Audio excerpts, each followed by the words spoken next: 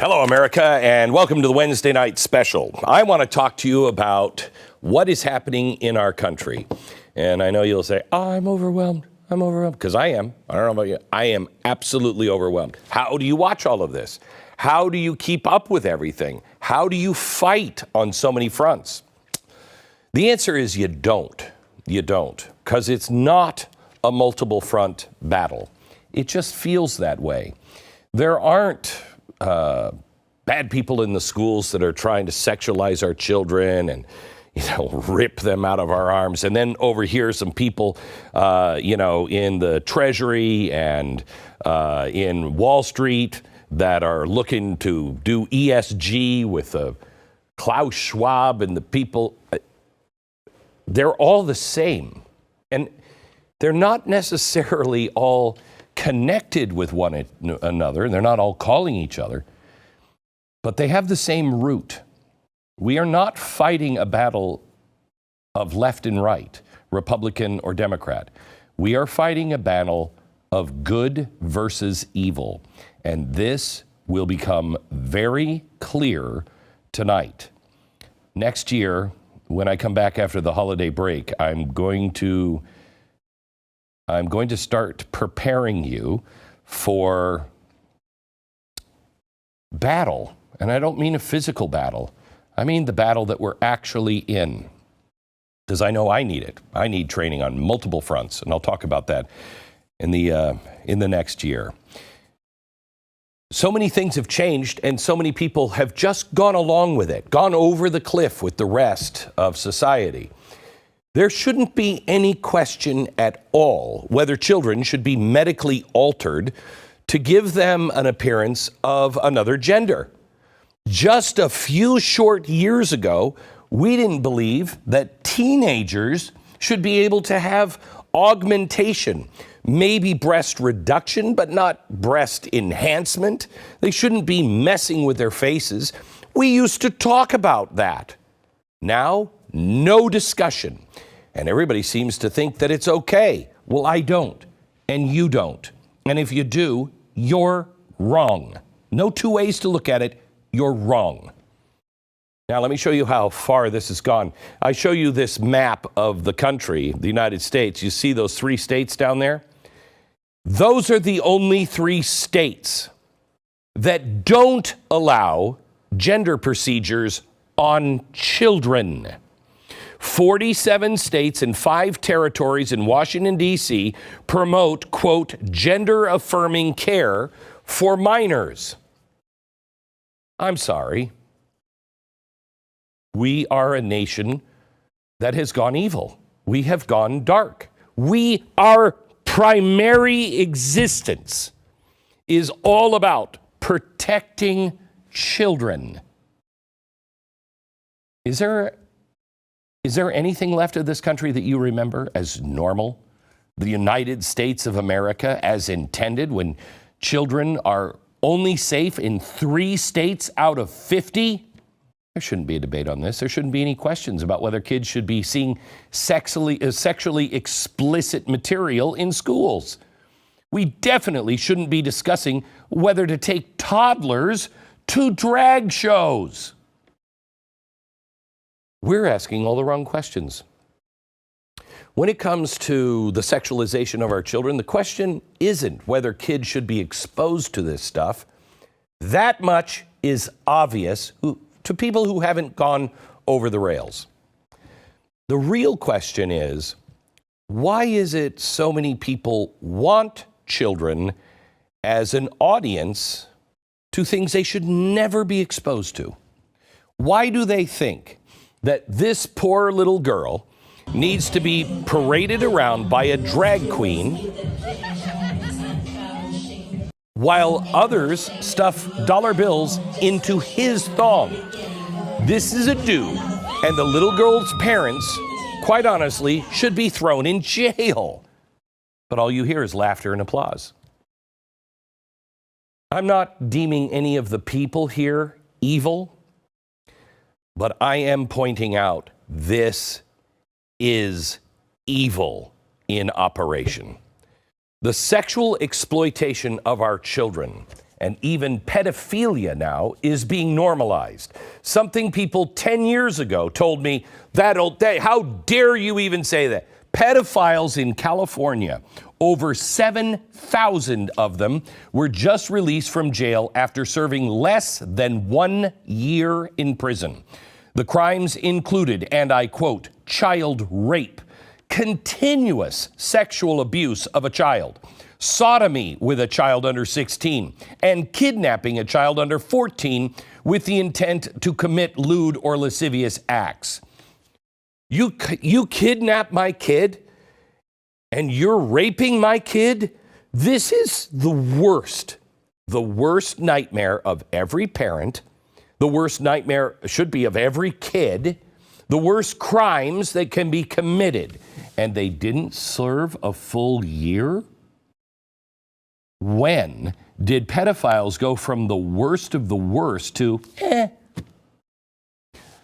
Sexualizing children is being mainstreamed, and it is being mainstreamed because we are not standing up. Where is your and my church? It has infected every aspect of our society. You see it now all over the place. Broadway now has a play called Downstate. It focuses on a group of men convicted of child sex crimes.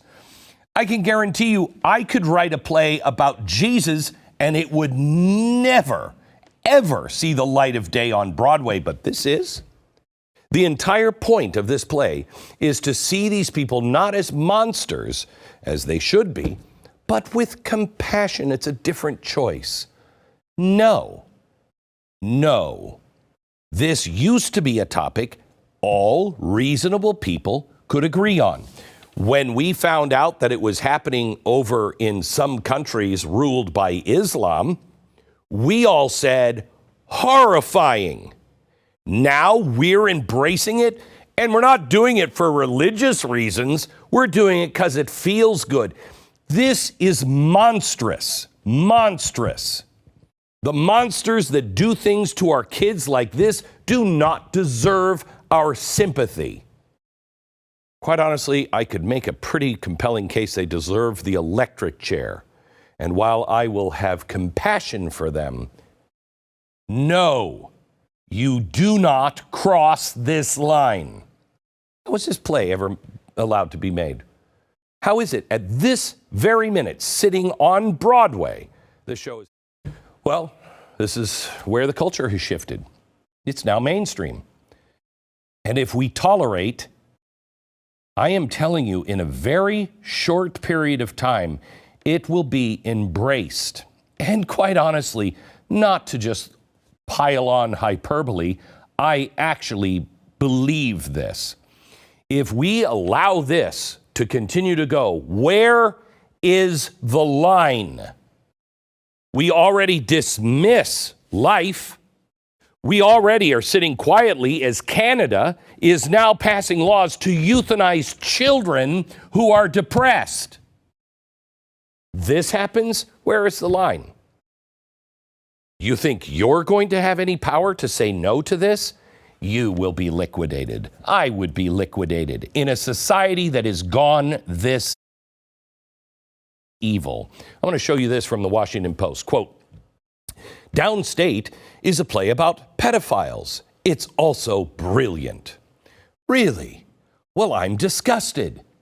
I'd love for the author of both this play and the author of the Washington Post article to come on this program and make the case to not just me, but how about some of the victims of the thousands of pedophiles that were just released in California for, again, quote, child rape, continuous sexual abuse of a child, sodomy with a child under 16, and kidnapping a child under 14 with the intent to commit lewd and lascivious acts. Tell their families that their children's rapists need to be treated with more compassion. And it's brilliant. Go ahead. I welcome you. What's happening in our schools? It's now on Broadway. It's in all the arts. It's infected our criminal justice system in places like California. The president just signed a law into order saying that those last 3 states, they can't do anything about it. It's gotten so bad that these perverted, dangerous criminals now feel they've been given the green light to blast their evil to anyone and everyone without any fear of real consequences. This has happened in the last couple of weeks. Do you remember the Balenciaga fallout? This is the most recent example of this. Their creative team found no issue at all at showing you a child holding a teddy bear dressed in a sexual bondage costume with all kinds of other little products in front. As the backlash began to rise, Balenciaga tried to distance themselves, appearing to throw the blame on the photographer and the contracted design team. So, if they didn't know what was going on, how do they explain the curious list of creative masterminds that have a history of working with this company? One is a former stylist. She is Lata Volkova. She doesn't work for Balenciaga anymore, and she wasn't involved in this current ad campaign. But I think her previous employment with them still kind of relevant. Take a look at some of her social media posts that she's made since private. Look at this. It's a little teddy bear. Yeah, in some sort of bondage scene. And then there's one about the child about to be eaten by some sort of giant demonic teddy bear. That's great. Here's a child that's been ripped apart.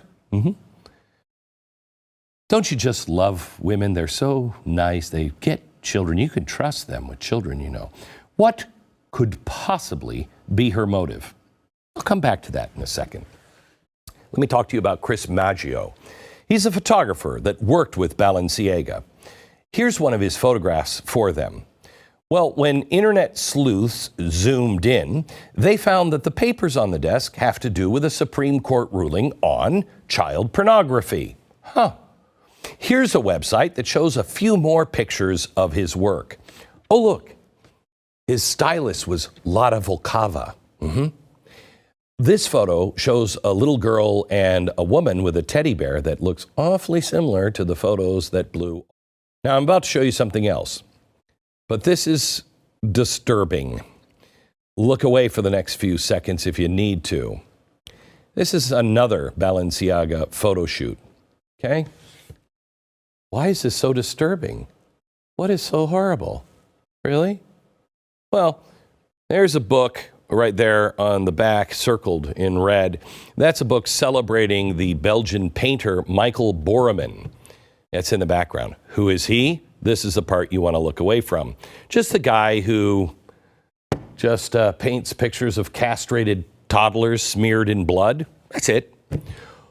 All of these planted images and all of the questionable creatives that have not only worked at the company or together elsewhere, and Balenciaga claims not to know what's going on.